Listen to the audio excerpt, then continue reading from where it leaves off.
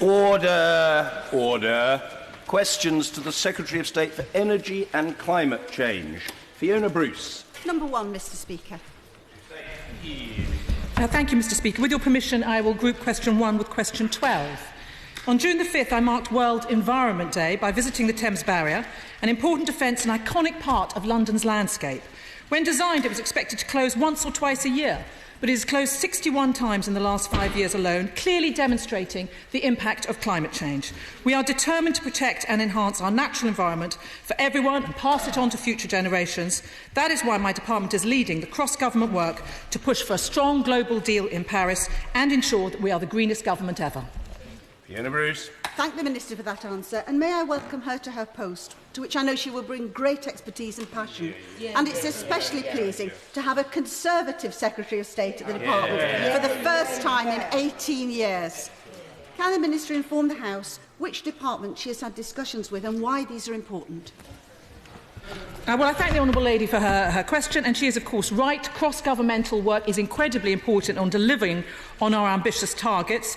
It is happening already, including my department with the Department of Transport, Joint Unit on Ultra-Low Emissions Vehicles, DEC-DCLG collaboration on energy efficiency in the homes, and DEC-BIS collaboration on helping businesses to save money on their energy costs by cutting their energy use. Government policies have contributed to an overall 22% decline in energy intensity since 2004, more than most comparable economies. Ben Howlett. Thank you, Mr Speaker. And may I echo those congratulatory comments to the Secretary of State. In my own constituency of Bath, we've got an incredibly active climate change lobby that's working very hard day to day to educate young people on the impact of climate change on future generations. Will the Secretary of State update us on proposals to work with the Secretary of State for Education to ensure climate change is taught as part of the national curriculum?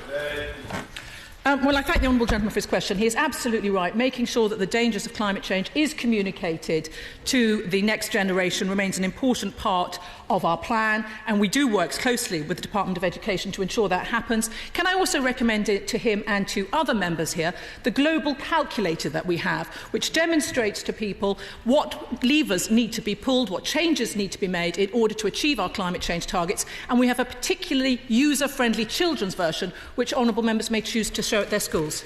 Mr Dennis Skinner. What is the Conservative government, as opposed to the coalition government's policy on carbon capture?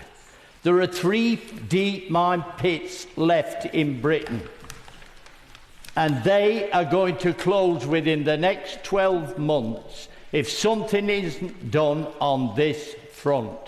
Now, the Conservatives always say they're different from the coalition government. I want to test this new Secretary of State for Energy.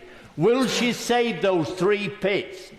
The last government took £700 million out of the miners' pension fund. Let's give some of it back. Apply for state aid, save the 3 pits in question, and save a lot of jobs.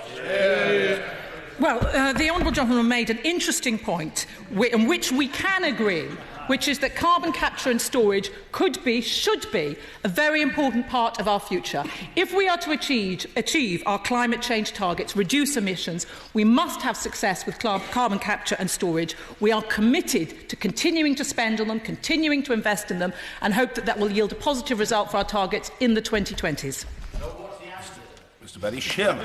Mr Speaker, can I press the Secretary of State and welcome her to her new job, but say, could we see more sign of joint research and development and innovation with departments like the DEFRA? Because at the moment, I'm getting very little response from DEFRA about squaring up to the fact climate change is changing the nature of the plants that we can grow in this country, and that's a great challenge to our economy. Well, the Honourable Gentleman is right in that we do need more joint working. The ambitions that we have to address our climate change targets require joint working. I will be meeting with the Right Honourable Lady from DEFRA in order to work with her more closely. And if we are to protect our environment from dangerous climate change, all departments need to take an active role in this, and I'll be ensuring they do so. Liz McInnes. Question number 2, Mr Speaker. Minister Andrea Leadsom. Thank you, Mr. Speaker. As the Honourable Lady may know, the most recent step we've taken to support renewable energy deployment is the introduction of contracts for difference, which give companies the certainty they need to make long-term investments. This has helped us to drive down costs and to focus on the best value for consumers by requiring renewable technologies to compete for support for the first time. Ms McInnes. I thank the Right Honourable Lady for that response. Last week it was revealed that we have missed our interim EU 2020 target for renewable energy generation. How is pulling the plug on the cheapest form of renewable energy going to help us achieve it? Minister. Well, we don't accept that we have missed our renewable energy target. Our interim reporting covers the period to the end of 2015, and we believe we are on track to meet that. The important point about the announcement my right honourable friend made last week is that we don't want to over-deploy on onshore wind because there is only a certain amount of subsidy that is available to meet the requirements of decarbonisation whilst keeping bills down. So anything we over-deploy on onshore wind then means other technologies, very important, could lose out. Mr David Jones. It was pleasing that the Secretary of State recently granted development consent to the Swansea Bay tidal lagoon. Does the Minister agree that tidal lagoons offer the potential not only of reliable large-scale renewable generation but also of a potentially world-beating British industry? Yes, well, my honourable friend is exactly right. This is a really exciting new opportunity. We're at a very early stage, but it is a perfect example of how newer technologies, where the UK has the chance to be a world leader, should be technologies that we're supporting and promoting, and we're certainly doing that. Mr Douglas Carswell. The tidal lagoon project in Swansea certainly will generate renewable energy. However, it will mean the government guaranteeing a payment for that energy 3 times the current market price. Does the Minister think this is good use of public money and good for energy competitiveness? Well, the honourable gentleman will realise that a diverse set of energy sources is vital, not just for our energy security, but also for our decarbonisation and for keeping the costs down to consumers. So what we are doing as a government is we are looking at different opportunities from different technologies. The price for that particular project is a long way off being agreed yet, but nevertheless we are very keen to promote new ideas and new technologies and to see the UK at the forefront of that. Callum McCaig. Thank you, Mr. Speaker. The announcement that the renewables obligation for onshore wind will be closed early has caused huge uncertainty and anxiety in the renewables sector in Scotland and across the UK. With that in mind, can the Minister confirm when the timetable for the next CFD allocation round will be publicised? Well, as the honourable gentleman knows, we have called time on the ROs for onshore wind early as a result of the success of deployment. We are now looking at what next. We're looking at all of our policies, including for CFDs. We have within our manifesto the tools available to meet our manifesto commitments on onshore wind, and we will be coming forward with proposals on a new CFD round in the near future. McCaig. Mr. Speaker, I thank the Minister for her response, but would suggest that uncertainty still reigns. The Green Investment Bank, headquartered in Edinburgh, is to be privatised by the Government. How will the Minister ensure that the original purpose of the bank, to accelerate the transition to a low-carbon economy, is maintained when it is in private hands? Well, we are delighted on this side of the House to hear that the success of the Green Investment Bank that was only begun under the last Parliament means that now it's at a stage to expand even further through private sector investment, through access to capital markets, to do yet more to improve and support the emergence of our green carbon economy. And so the honourable gentleman should join with us in welcoming this announcement and should not have the concerns that he's expressing. Julie Elliott. Thank you, Mr. Speaker. Can I firstly apologise that my right honourable friend, the member for Don Valley, is in Scotland this morning at her Hastings meeting and therefore is unable to be here today. And as this is the first energy and climate change orals of this Parliament, may I take the opportunity to welcome the Secretary of State and the Minister to their positions. Can the Minister explain how, if you have a fixed renewables target and a fixed budget, and then you replace the cheapest renewable electricity technology, which is onshore wind, with more expensive technologies, this can possibly lead to lower bills for the consumer. Well, I would also like to welcome the Honourable Lady to her position and to say to her, we have explained time and time again that the bill payer's subsidy is there to promote the emerging technologies in the low-carbon and renewable sector. It's not there to give long-term support to different projects. And interestingly, just in the last few days, talking to people in the industry, they are saying they think they could, in the near future, look at contracts for onshore wind without subsidies at all. That's exactly where we want to get to. Julie Elliott. Thank you. Well, I thank the Minister for the response, but you want to decarbonise at the lowest possible cost, but it's effectively banning the cheapest renewable technology. She wants to help boost our economy, but is thwarting a sector that contributes $1.7 billion in gross added value. And she wants a good relationship with the clean energy sector, but could soon find herself being sued by two of its primary industries. Mr Speaker, is it not the case that the only conceivable reason for this policy is to placate the Conservative backbenchers? I really do fail to understand why members opposite keep insisting that onshore wind should be the only game in town. May I say to the Honourable Lady, onshore wind employs 19,000 people, offshore wind 14,000, solar 34,500, biomass and bioenergy 32,000. What about all of the range of energy sources that we want to promote? We cannot simply keep putting up the cost to the bill payer. The priorities of my department are to keep the bills down whilst decarbonising at the lowest cost possible. And that's what we will do. Williams. Number 3, Mr Speaker. Thank you, Mr Speaker. With your permission, I will take this question as question number 6. I can assure the House that securing a global deal in Paris is my highest priority this year. Within the first 2 weeks of becoming Secretary of State, I attended the Petersberg Dialogue in Berlin, and the G7 climate ministers reported about the shape of the deal recently in their meeting. We will take every opportunity to press for an agreement that is ambitious, with regular reviews to further increase ambition, and with effective rules to allow us to track progress. And I would like to take the opportunity to thank my predecessor, Ed Davey, for the leadership he brought to this critical issue. Craig Williams. Thank you, Mr Speaker. Like other members of this House, I was delighted to welcome constituents led by Christian Aid from Cardiff North to talk about climate change last week. In particular, I spoke to members of the Beulah Church about the importance of this conference and in particular ensuring countries like China and India are brought along. Can the Secretary of State update?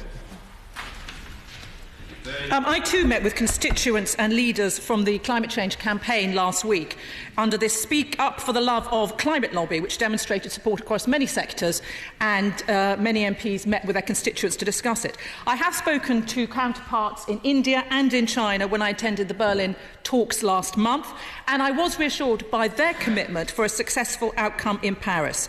We look forward to both submitting their intended nationally determined contributions as soon as possible, and we are pressing for them to be ambitious. Thank you, Mr Speaker. I know the Secretary of State will be familiar with Glenlee Park School in Bexhill-on-Sea, which was the first school in the school's energy cooperative and has the largest community-owned primary school solar installation in the UK. How important does she think it is that all age groups engage in the issue of climate change ahead of the Paris conference?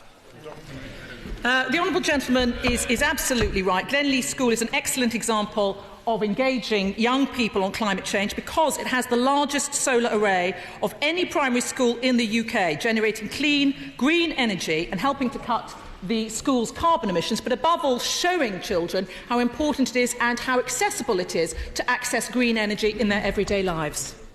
Mr Albert Owen. Very much. Can I welcome both ministers to their new roles and wish them well in their jobs?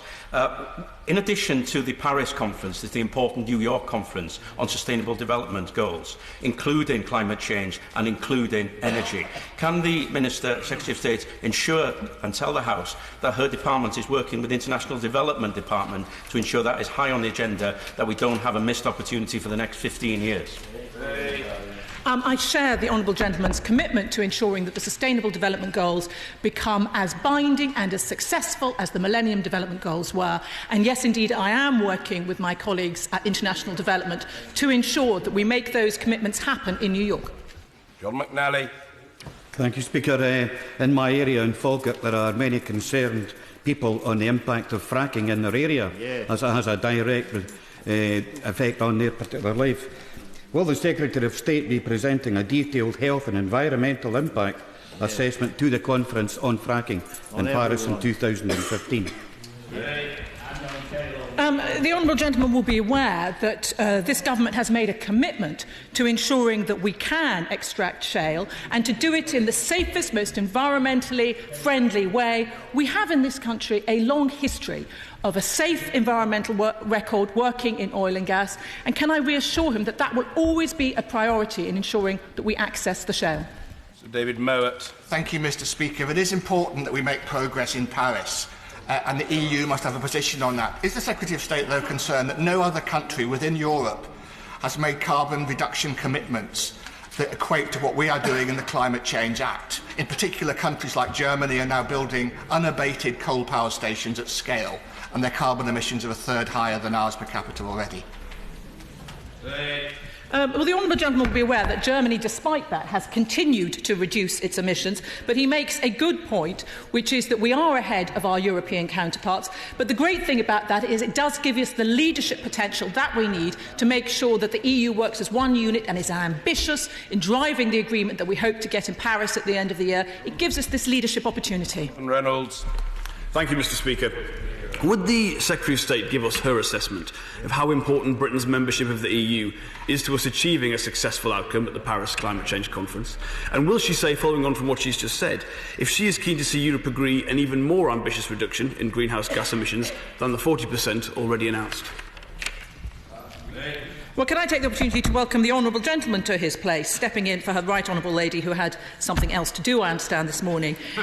He is absolutely right that making these targets is absolutely essential to us, and the leadership that was provided by this government within the EU was an important part of uniting the EU to make sure that we made the targets which enabled us to provide the international leadership. So the leadership that we've been able to play in the EU, I think, is going to be absolutely critical to getting the Paris deal, and honourable members on both sides of the Houses will draw their own conclusions about how important that is in terms of delivering on this important issue. Jonathan Reynolds. I welcome those words from the Secretary of State, but she didn't appear to want to make the specific commitment to see a 50% reduction in Europe's greenhouse gas emissions. But of course she will be aware that our own domestic interim target of a 50% reduction by 2025 is already tougher. So does she not agree it would be in our best interests, as well as those of the EU, to commit now to tougher action? Well, the honourable gentleman is right that we have reserved our position that, having brought the EU to the agreement that we will do 40% reduction by 2030, we would still like to see it go further. We are not pushing for that at the moment because we are looking to hold the whole of the EU together. We are working to make sure that we can use that unity to get a global deal, but it is still on the table as a possibility of something we may yet push for. Blackman. Question number 4, Mr. Speaker. Leadsom. The government fully supports the expansion of nuclear generation, and my honourable friend might be interested to know that nuclear already supplies 19% of electricity in the UK, which is broadly equivalent to the amount provided by renewables. It's therefore a key part of our base energy supply, and I'm delighted that industry has plans to develop approximately 16 gigawatts of new nuclear power across 5 sites. Bob Blackman. Thank you, Mr. Speaker, and I welcome my honourable friend to her new position. Clearly there's a need to replace the ageing nuclear power stations that we already have in order to create the mixed environment that she's quoted. What plans does my honourable friend have to accelerate the development of new nuclear power stations so that we do have that proper mixed economy? Well, the government and EDF are working together to finalise the Hinkley project documentation. EDF anticipate Hinkley Point C beginning production in 2023, and I can also assure my honourable friend that we're committed to the next wave of new nuclear projects, and we hope to be able to meet 35% of UK power needs from nuclear by 2028. John Cryer. Thank you, Mr Speaker. Will the nuclear generation programme require any state subsidies, either direct or indirect? You bet it. Well, the honourable gentleman will appreciate that we are looking at all options for the production of new nuclear. As he will know, there has been an arrangement already made for Hinkley Point C, and we're looking at the options for further nuclear projects. Mr Graham Jones. Thank you, Mr Speaker. Well, back in 2008, the Conservative manifesto promised no nuclear subsidies on any account. Yet the European Commission have granted a subsidy to the United Kingdom government of £17.6 billion for Hinkley Point. How is it that we can subsidise nuclear to that extent, but the government's cutting subsidies to renewable energy sources? As I think said a number of times, it's vital for our energy security that we have diverse sources of energy. Currently, 36% of our electricity comes from coal. Around 19% is from old nuclear. Much of that will shut down in the next decade. It's vital that we look to new nuclear to provide that base energy supply to meet the bulk of our energy security needs. And other technologies are, of course, also vital for diverse sources of energy. And that is the approach we are taking. Question number 5, Mr Speaker. That's Labour's problem. Mr Leadsom. As my right honourable friend said during her statement to the House on Monday, we estimate that 7.1 gigawatts of onshore wind capacity proposed across the UK will not be eligible for the grace period and is therefore unlikely to go ahead as a result of the announcement of the 18th of June. That equates to around 250 projects, totalling around 2,500 turbines. Wilson. Thank you, Mr Speaker. Durham County has an excellent record on renewable energy development, especially wind farms. The issue now in the county is the cumulative impact of so many wind farms in a given area. Because of this, the planning system is now working and further development is being rejected. If the planning system is working, why is there a need to have a blanket ban on wind farm subsidies, which is going to affect jobs and investment in the future? Well, as I've said on a number of occasions, as has my right honourable friend, we believe that onshore wind has met our targets. We believe that deployment will reach between 11 and 13 gigawatts, which was within our target range.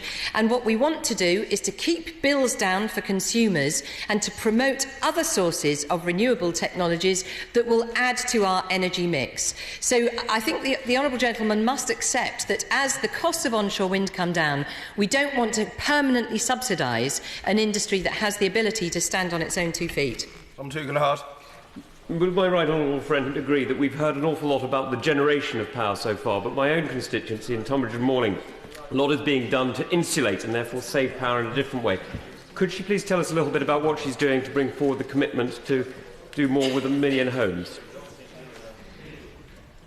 Well, my honourable friend is exactly right that energy generation is one part of the story, so too is energy use and ensuring that we have proper policies to try and manage the demand for energy.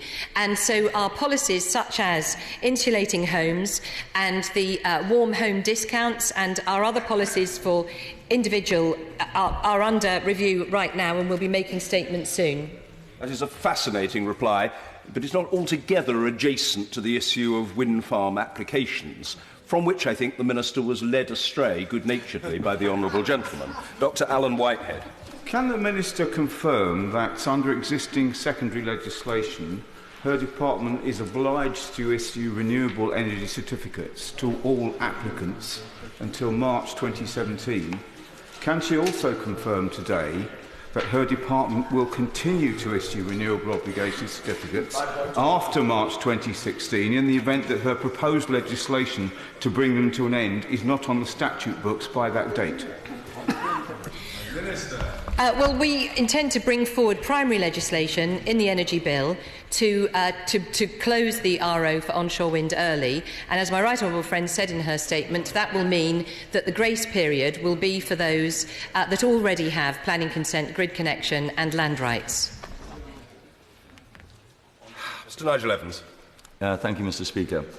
Can I thank the Government for having the guts to get rid of the subsidy on wind turbines? And if it does mean fewer applications, then it will bring 3 cheers from the people of the Ribble Valley. Does she agree with me that they do have visual impact. And isn't it about time that local people finally had their wishes known as far as their sighting? Yes. Well, my honourable friend is exactly right. It is absolutely vital that local communities' views are taken into account, and under this government's policy, they now will be. Owen Thompson. Sorry, question 8, Mr. Speaker. Confused. With your permission, Mr. Speaker, I would like to... Order. The honourable gentleman doesn't need to despair. There are plenty of opportunities. It's very rare the honourable gentleman's silent for very long. We'll hear from him in due course. Minister. With your permission, Mr. Speaker, I would like to group questions 8 and 17. I've had the pleasure now of meeting a number of representatives of the renewable energy industry in my new role, and I'm delighted to hear how the sector is thriving in the UK, with seriously good prospects for new emerging technologies, including storage, on the horizon. Thompson. Thank you, Mr. Speaker. Following comments of Keith Anderson, the Chief Executive of Scottish Power Renewables, that if you permanently bring onshore wind to a halt, you will end up costing the consumers between £2 and £3 billion. Does the Minister share my concern that the Government's headlong rush to scrap subsidies for onshore wind will in fact hit the pockets of consumer hardest? Well, as we've explained, the closure early of the RO for onshore wind will in fact save consumers, because what it will mean is that the subsidies through their bills that they would have been using for an excess of deployment above our targets would have cost an additional hundreds of millions of pounds to consumers. Mike Weir. Thank you, Mr. Speaker. Following the announcement on the closure of the ROs for onshore wind, many renewable developers are now worried about what else may be in the pipeline. Can the Minister give an absolute assurance that there are no plans to cut the funds available through CFDs for offshore wind developments? Well, as the honourable gentleman will know, the policy on CFDs is being considered right now. It is certainly our intention to continue to promote a successful and thriving renewables industry, and we'll be making announcements in due course. Mr. Stephen Kinnock. Thank you, Mr. Speaker. The Honourable Lady has already mentioned the Swansea Bay Tidal Lagoon, which is an excellent, very exciting project that will create thousands of jobs in my constituency of Aberavon. But it's critical that the foot is kept on the accelerator on that project, otherwise the timings will be seriously out, and that seriously jeopardises the future of the project. What discussions has she had with state aid officials in Brussels to make sure that this project is not held up in Brussels? Well, I can tell the honourable gentleman that we are very focused on removing all of the potential obstacles to this project going ahead, including having conversations with the European Commission on state aid issues, and our foot is firmly on the accelerator, and we'll do everything we can to support the project.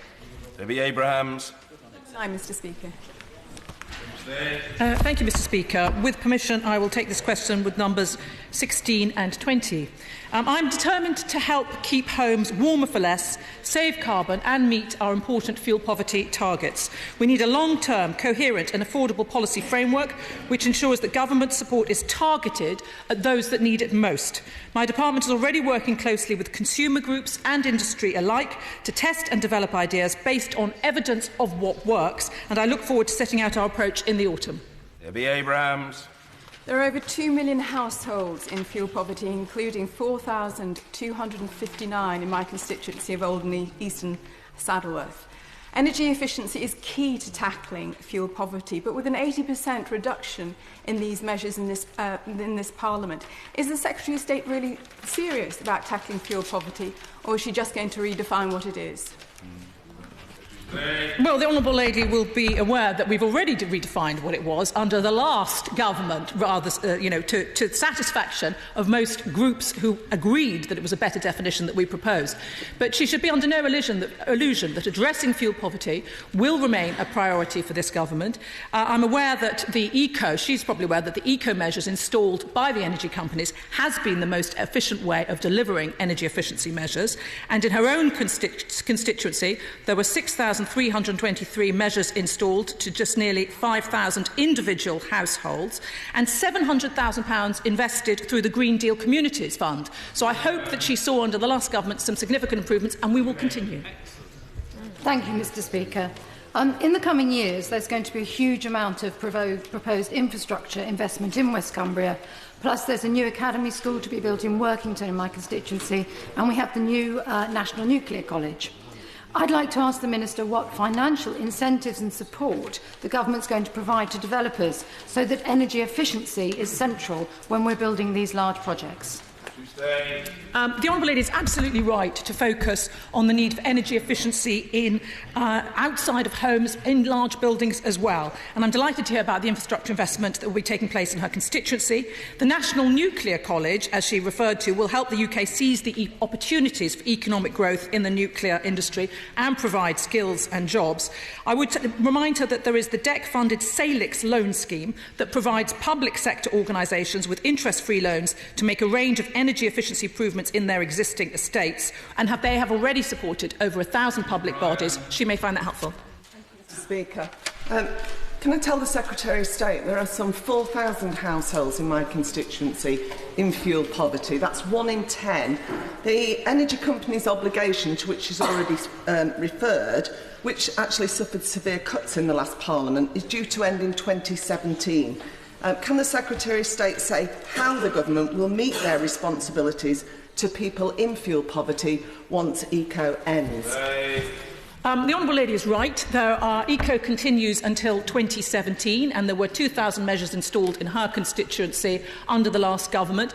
It remains a successful way of accessing homes in fuel poverty. We, of course, also have our fuel poverty commitments to ensure that we have, through 5-year measuring plans, that we have delivery of a band of C for homes by 2030, with E and D on the way to get there. But I would say to the Honourable Lady is that there are many different ways of delivering efficiencies in homes to improve the levels of fuel poverty. And the best thing that we can do at the moment is take advice from industry and work with various voluntary groups to work out what they think would be the best way to apply that. And we will be coming back to the House with those.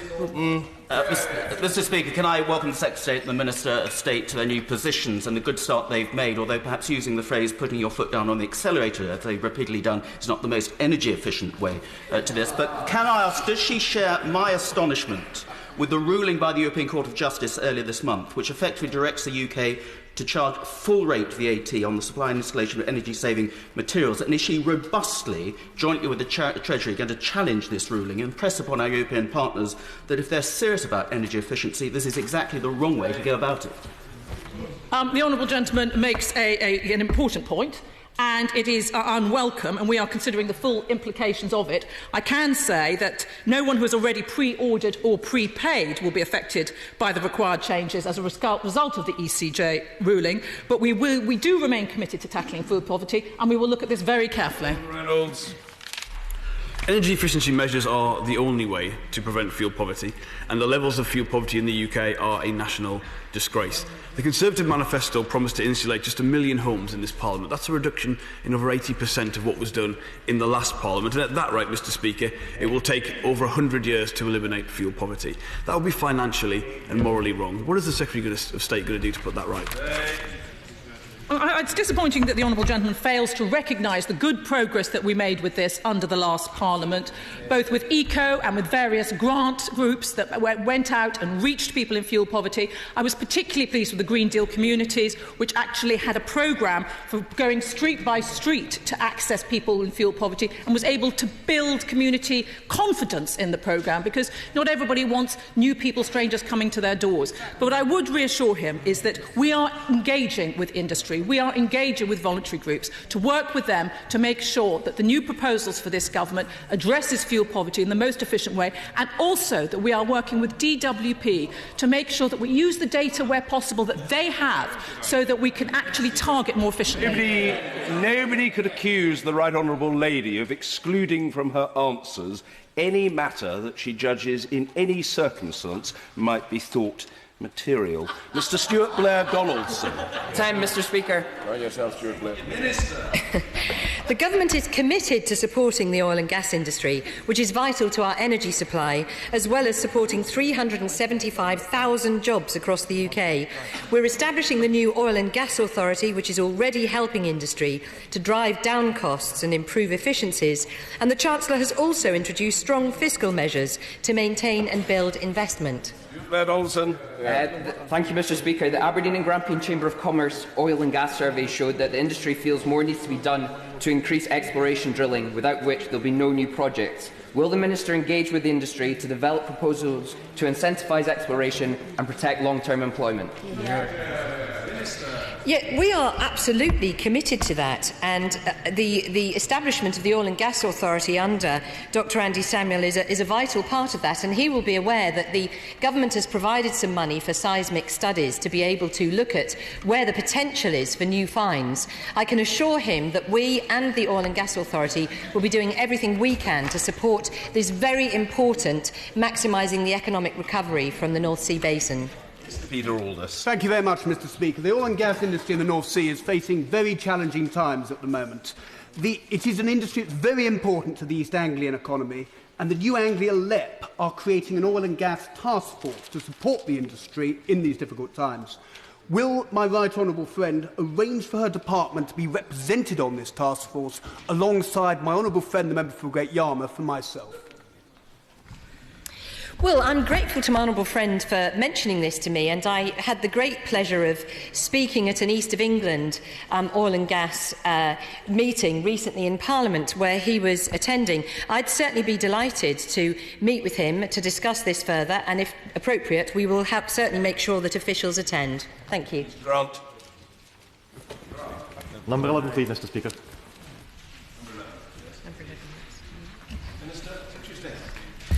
Thank you very much, Mr Speaker. If I may, I will take this question with number 15.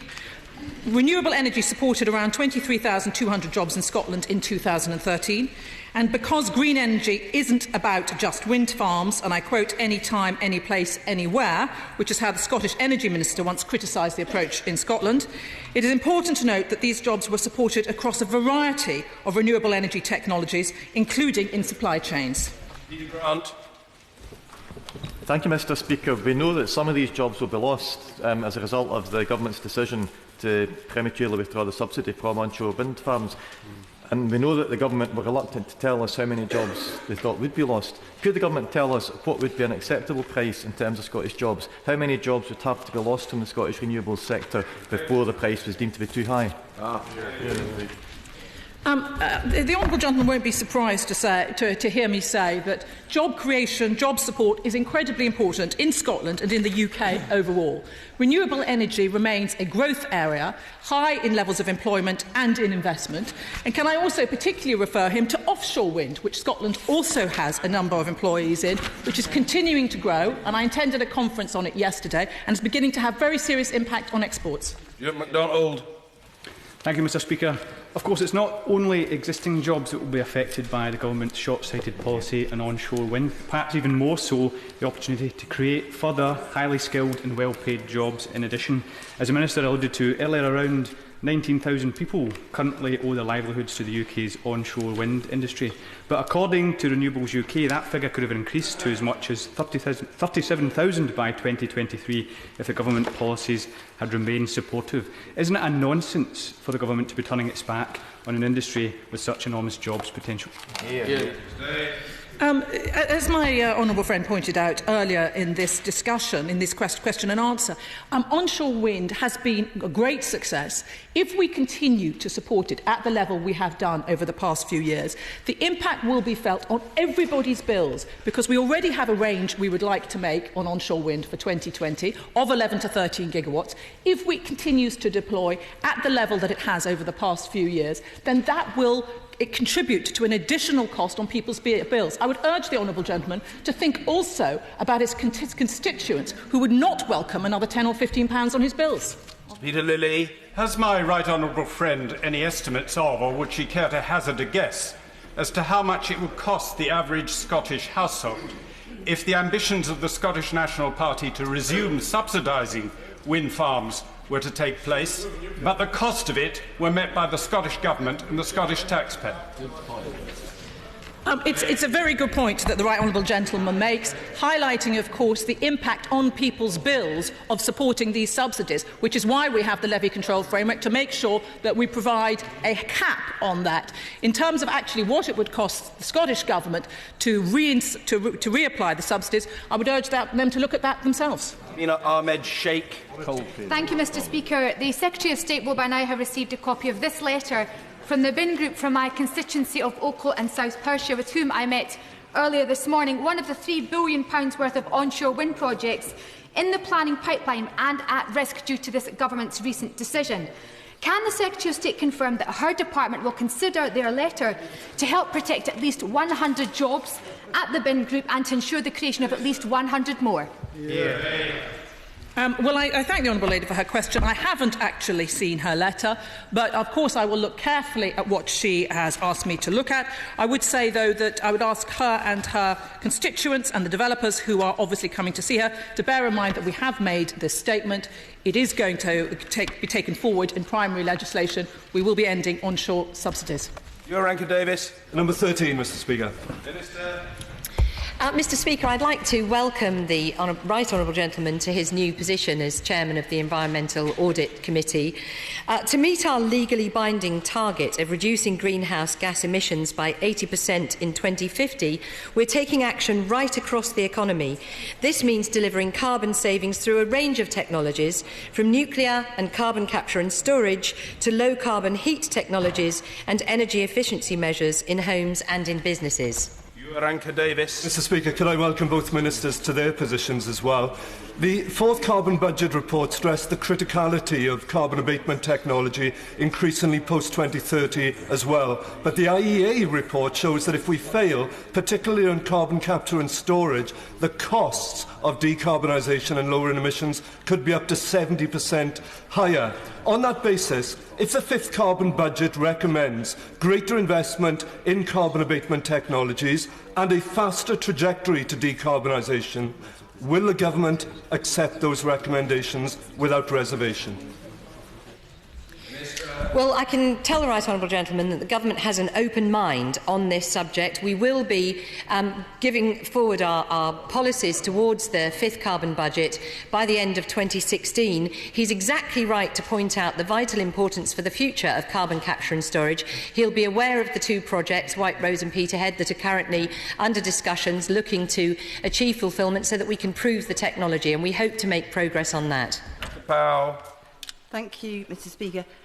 Trees can play a very important part in combating greenhouse gases, in these gases that we're all talking about that cause climate change. I wonder if the Minister might give us some indication of how much you're encouraging tree planting, especially in my constituency of Taunton Deane, where we've had terrible flooding and we're dealing with the wider area, but particularly worldwide, where if we stop the cutting down of the rainforest, that would make an enormous effect.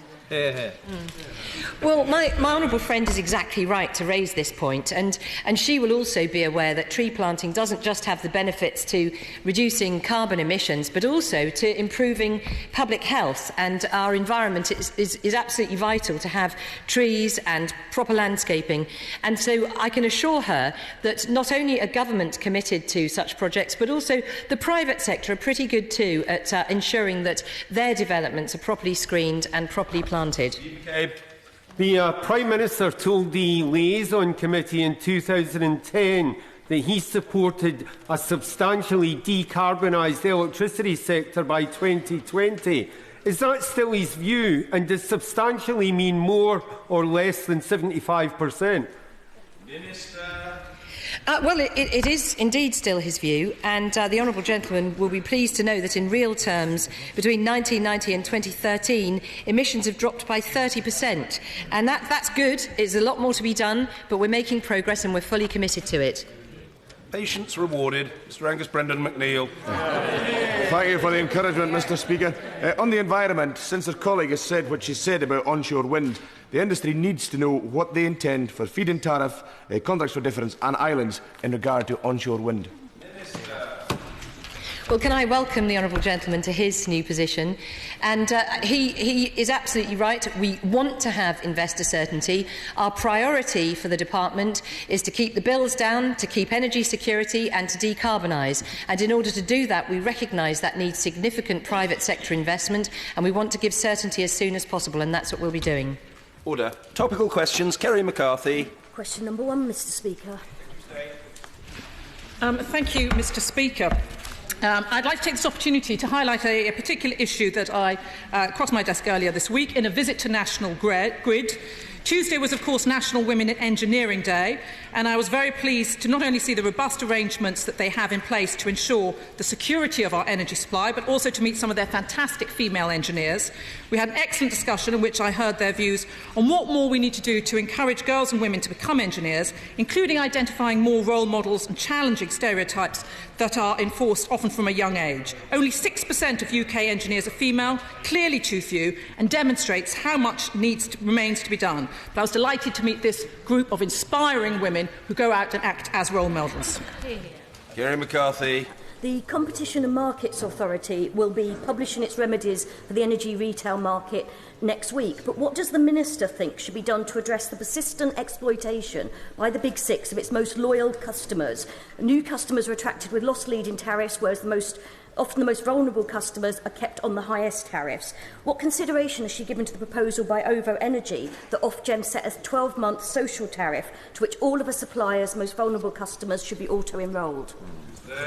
The Honourable Lady raises a very important point. We have taken several helpful steps in order to encourage switching. We had a campaign at the end of the last Parliament to do that.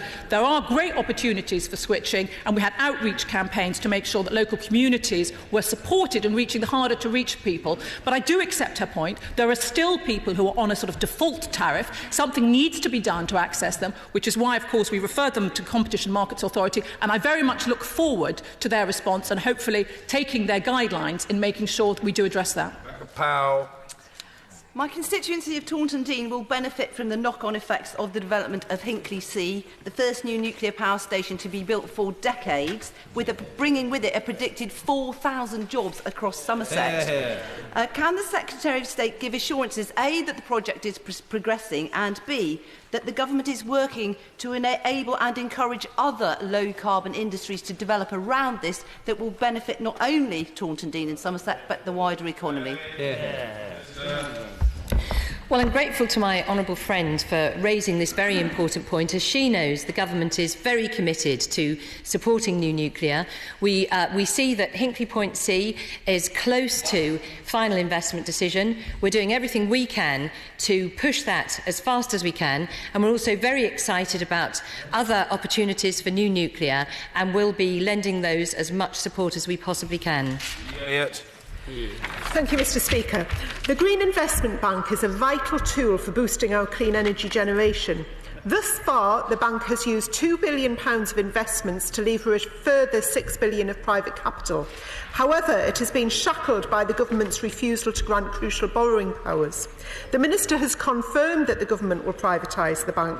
What reassurance can the Secretary of State give that the Chancellor is not simply raiding the bank's capital reserves, and in so doing, robbing the UK of a unique tool to power the clean energy sector? Well, the Honourable Lady is surely aware that the Green Investment Bank has been very successful in unlocking private sector investment. It was set up under the last government with £1.8 billion of government money and has been very successful in becoming a market leader, located as it has been in Edinburgh. The Honourable Lady's party called under the last government for more borrowing powers. Well, we have gone one step further. We are allowing them now to raise more capital in order to take advantage of that. And I can reassure her and honourable members that the purpose of the Green Investment Bank is and will remain green investment. Thank you, Mr Speaker. Improving home efficiency in my constituency is important in reducing fuel poverty. Can the Minister update me on what progress is being made by the Government in Kingswood in this regard? The Government is committed to tackling fuel poverty and meeting the 2030 statutory target. We estimate that in 2013 there were around 3,300 fuel-poor households in Kingswood, and by the end of March 2015 the Energy Company obligation had delivered over 1,600 measures in around 1,400 households in Kingswood. This includes 336 affordable warmth measures, which were targeted at low-income and vulnerable households. Keeping homes warmer for less and helping those who find it most difficult to pay is my top priority. Aaron Smith. Mr. Speaker, this week's Lancet Commission on Health and Climate Change stated that tackling climate change could be one of the greatest global health opportunities of the 21st century, but it requires cross-department cooperation and government action. What reassurance can she give my constituents in Bristol South that there will be cross-department government action on this issue and that there will be support for public health programmes such as those explaining the benefits of walking and cycling as part of the lasting legacy on Bristol's European capital city? Can I congratulate the Honourable Lady on representing Europe's green capital city? I visited myself last year and was able to see the great initiatives that were being taken. And can I reassure her that we are taking action to ensure that we remain at the forefront of green targets and green campaigns, and that she should take comfort in the action that this government's taking? Mr Lawrence Robertson. Thank you, Mr Speaker. I wonder if the Minister could update us on the progress being made towards developing the fusion technology. Well, I thank the honourable gentleman. I can tell him that the United Kingdom Atomic Energy Authority carries out fusion research on behalf of the government. Its scientists and engineers are working with partners around the globe to develop the potential source of clean energy. This is an example of an exciting potential prospect of clean energy, and we are very keen to use our scientists and our funds to back innovation to take forward our targets. Lillian Greenwood. The Moses Community Energy Cooperative was to be at the forefront of the clean energy revolution in my constituency, but the government has not delivered on promised support for the project, in spite of the best efforts of Greg Barker when he was a minister in her department, and it's now at risk of collapse. Will she agree to meet with me and representatives of the project to see if a solution can be found? I will, of course, meet with the Honourable Lady. There are measures, she's right, in place to support community energy groups like Moses. Community energy groups can now apply for the rural and urban community energy funds, which provide funding to support community electricity projects in England. And I'm pleased to say that the community energy sector is thriving, having attracted up to £29 million through community shares since 2012. I understand the government has provided financial support to Moses and other community energy projects through the Low Carbon Communities Challenge, and I recognise the particular issues the lady may have with the community group, but I will of course meet with her to take it further if it's necessary. Dr Tania Mathias. Thank you, Mr Speaker. Would my honourable friend agree with me that vital part of the climate change debate and how to address climate change is our energy consumption? On that level, people in Twickenham are very aware of the 3 Rs, reduce, reuse, recycle, but we don't have smart meters everywhere. I don't see a smart meter here. I haven't got a smart meter in our office. Would she tell me how the rollout is going with smart meters? Well, the Honourable Lady is exactly right. It is incredibly important to reduce as well the amount of energy we use in order to be more efficient, pay less bills and reduce our carbon footprint. And I can tell her that good progress has been made. The industry is making extensive preparations in the area of meter procurement, in building and testing their systems and in staff recruitment and training. Consumers are already benefiting from the rollout. Around 1.5 million metres are already operating under the programme, putting consumers in control. But the full rollout is due to complete by 2020. Ed Miliband. Mr Speaker, the Secretary of State will be aware of the very serious pressures that Hatfield Colliery in my constituency is currently under, in part as a result of the doubling of the carbon price floor earlier this year. Can I urge her to work urgently with her colleagues at BIS to ensure that the mine can at least stay open until the summer of next year as originally planned? Because fairness to workers in industries affected is an essential part of a just low-carbon transition. Well, I thank the right honourable gentleman for his question.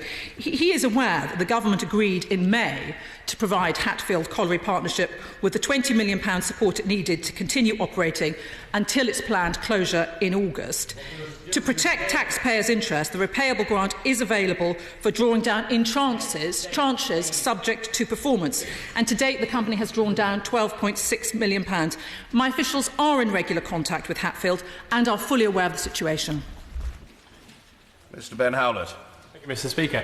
As the Secretary of State will know from her visit to Bath prior to the election, she saw the sustainable energy plant, one of the UK's leading centres, providing hot water to thousands of homes. What plans does the government have in order to roll that out across the rest of the UK? Well, I thank the honourable gentleman for that question and indeed for that visit, which was an excellent example of industry and finance coming together to promote different innovations in this area. And I'd be delighted to hear more about progress that particular initiative has made, because the fascinating thing about this whole area of energy use and development is it is such a fast-changing area, and we need to make sure that we access all the innovations we can to deliver. Mr Speaker, there is a huge opportunity to increase renewable energy production and save public money by installing solar panels on public buildings such as schools. This has the added benefit of providing an opportunity for children to learn about climate change and to see first-hand how it can be addressed. Given the upfront costs of installation at a time when school budgets are already under pressure, what additional assistance can the Minister provide to make it easier for schools and communities to generate their own clean energy? Well, I share the honourable lady's view that having solar on schools is a fantastic way for young people to understand that energy can be collected from the sun and they can link it so closely to what they do in the school. So we are very keen in this department to find ways to help schools to be able to do that. And the use of solar specifically on public buildings and on schools is something that you'll be hearing more about from this government very soon. Mr David Mowat. Thank you, Mr Speaker. Last year, there was a considerable increase in the amount of electricity produced from nuclear globally. That was not the case in the UK. But would you agree with me that it's extremely important that we make progress not just on Hinkley Point C, but on Sizewell, Wilfer and other stations if we're going to come close to meeting our climate change obligations? Well, my honourable friend is exactly right.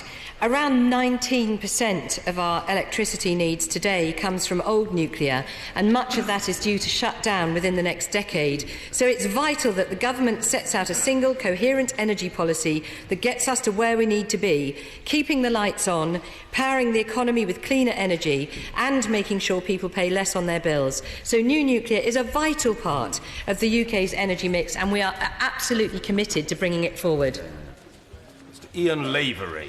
Mr Speaker, if it's right and just to subsidise by billions of pounds French multinational energy companies, is it not just and right to subsidise the British deep mine coal industry, saving British jobs? Yeah, 3,000 jobs.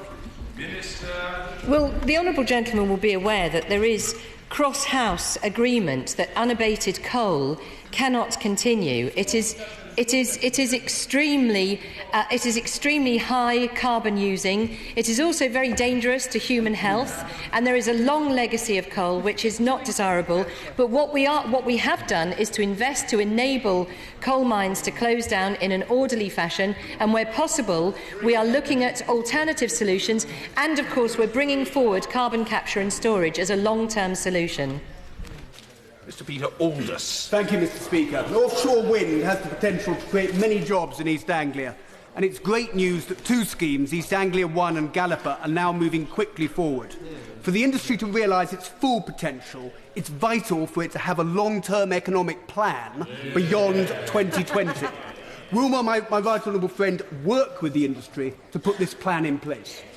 I share the honourable gentleman's enthusiasm for offshore wind, both in terms of generation in the UK and through the supply chain. It's fantastic potential for export. Yesterday I was at the Offshore Wind Conference in London, and it was buzzing with excitement and enthusiasm, and can I reassure him that we will be providing that certainty in due course. Mr Speaker, can I also wish the Ministers well in their new position in the future?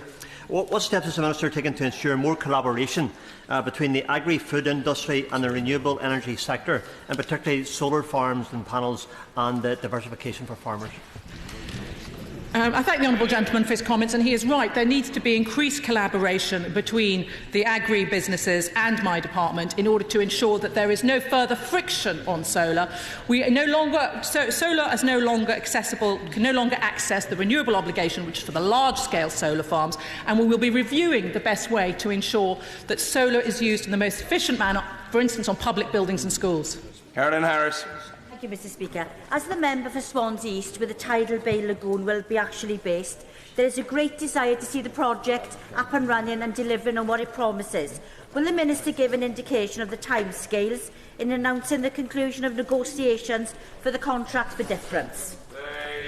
Well, I thank the Honourable Lady, and I share her enthusiasm in principle, but there is quite a lot of due diligence to do first in order to reach at any final numbers. There is also the issue of state aid, and there are issues to do with cost, as has been raised by the Honourable Gentleman who is no longer in his place. So although we share the enthusiasm in principle, it's quite an early stage, and we can't give you a timetable at the moment.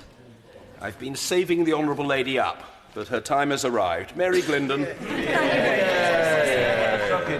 Does the Secretary of State share my concern that Maersk, in receiving a substantial tax allowance from the Treasury for its Clwyd project, will be placing very few jobs in the UK, and will she meet with me and representatives of the industry from my region to discuss how her department can ensure fair play for the UK industry before she makes a decision or approves the fuel development plan? OK, well, I thank the Honourable Lady for her question, and of course she has long run the Oil and Gas Parliamentary Group, and I look forward to working with her on that so that we can work closely to ensure that the oil and gas industry gets fair treatment and is supported as much as it can be, given the situation with the oil price. We need to make sure that we give them as much support as possible. I'll certainly meet with her to discuss it further. Last but not least, Graham Jones. Thank you, Mr Speaker. Fuel poverty in East Lancashire is linked to hard-to-treat cavities. The government's changes in the eco policy obviously cancelled a lot of these programmes. There's a large stock of terraced houses in my constituency, my honourable friend's constituency. What policies are the government going to bring forward now to deal with hard-to-treat cavities after they cancelled the previous programmes effectively by reducing the subsidy? I take issue with the Honourable Gentleman's description of cancelling the previous programme. In fact, what we did is get the balance right to ensure that bill payers weren't overburdened by the costs of eco, while continuing to focus eco on the most fuel poor. That element was not changed. We recognise the fact that cavity wall insulation and cavity wall in general is an important part of making homes more fuel efficient. Eco carries on until 2017, and we will be coming forward with more suggestions before that. Order. Urgent question. Chris Leslie.